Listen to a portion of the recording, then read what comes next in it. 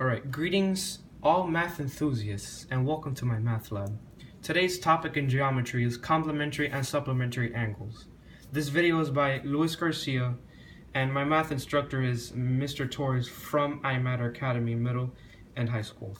Alright, so let's see the given information. Supplementary angles, and their term is either of two angles whose sum is 180 degrees. You see a 180 degree line right here with two angles, 120 degrees and 60 degrees.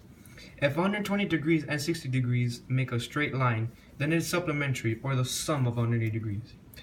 Extra knowledge: if you have two 90-degree angles, it is mathematically considered perpendicular. So as you can see here, two right angles or 90 degrees, one here and one here. It is perpendicular. So a little note: if you see the term complementary, it refers to two angles that sum to 90 degrees. Alright, so let's see the given problem to us. Marie created the circular window represented below. She knew that angle 1 and angle 2 were supplementary and that angle 1 is congruent to angle 3 because they were both vertical angles. What must be true about angle 2 and angle 3? Well, let's look at the answer choices. A. Angle 2 is congruent to angle 3. Well, we can't assume this since it is not in the given information, and we can see here that says not drawn to scale, so that's there for a reason, so that's out. It's not in the given information and we can't assume that state of mind. B. Angle 2 is complementary to angle 3. Well, let's look at the given information.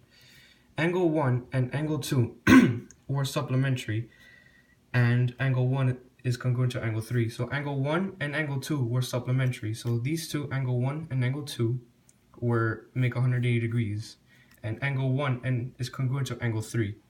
So that means that angle 2 and angle 3 have to make 180 degrees as well, since angle 1 and 2 were congruent.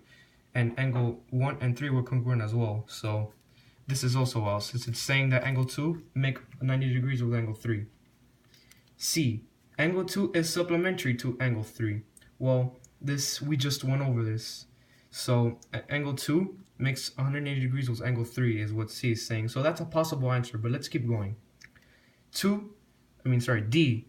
Angle 2 is congruent to both right angles. So angle 2 and angle 3 are both right angles. So that's basically saying that angle 2 and angle 3 both make right angles. This basically ties to D, so A ties to D, so that means that we can't assume that angle 2 and angle 3 is basically congruent. So 2 and 3 they might be right angles, but we can't assume it, so that's out as well. So the answer choice has to be C, since we both also used the process of elimination, and we just basically proved it by facts.